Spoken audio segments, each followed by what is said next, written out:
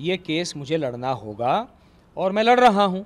और भारत की कानून व्यवस्था पर मेरा विश्वास है और जितने गलत षड्यंत्र स्मिता गाटे भारद्वाज ने रचे हैं मुझको अपनी बच्चियों से दूर करने के लिए, आप एक पिता को अपनी बेटियों से षड्यंत्रों के माध्यम से क्यों दूर कर रही हैं?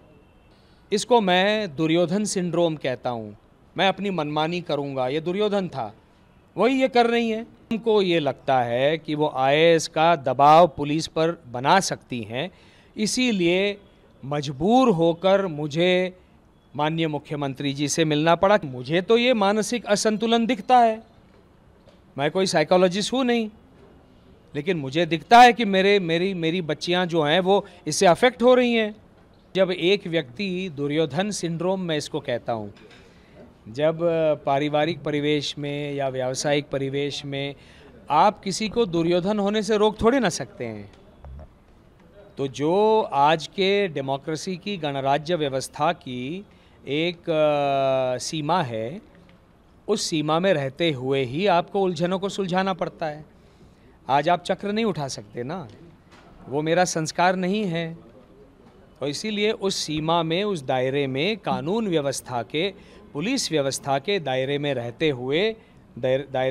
हुए ये केस मुझे लड़ना होगा और मैं लड़ रहा हूँ।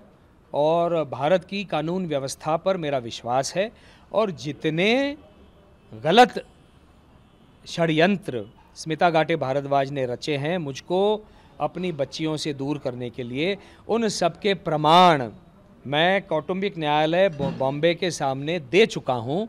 मुझे पूर्ण विश्वास है और वो सारे प्रमाण जो है वो मेरे प्रमाण नहीं हैं, वो उन्हीं के प्रमाण हैं, उन्हीं का मेल है, उन्हीं का मैसेज है। किस तरह से वो एक परिस्थिति बनाती हैं बच्चियों को ये जताने के लिए कि आपके पिता तो आपको प्यार ही नहीं करते, तो अपने ही प्रमाणों को वो नकार कैसे सकती हैं?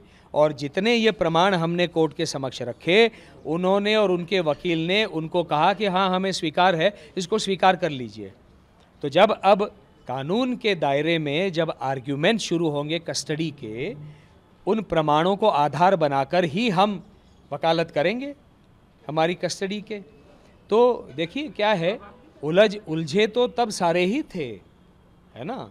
तो उलझन को कानून व्यवस्था में रहकर सुलझाना ही हमको आता है। और आज की कानून व्यवस्था मैं देख रहा हूँ बहुत अच्छे निर्णय कानून व्यवस्था ले रही है, मेरा पूर्ण विश्वास है।